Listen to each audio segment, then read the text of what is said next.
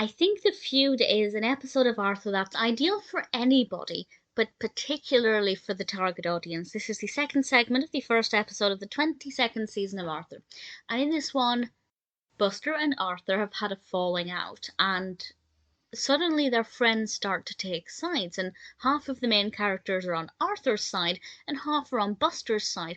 And Arthur and Buster realize they don't want to feud anymore, but the opposing sides continue to remain opposing sides, and it seems like they're never going to stop feuding. Is there anything they can do to break that feud? I won't answer that question, but I will say it's very clever, it's very creative. I thought it was a really nice episode.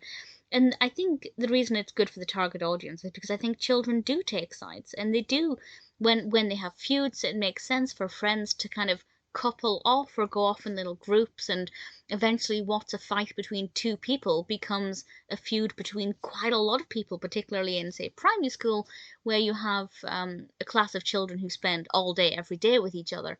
I think it's very easy for them to divide their loyalties. And this is what we see here. But it's also just an important message for all of us that feuds are probably not worth it.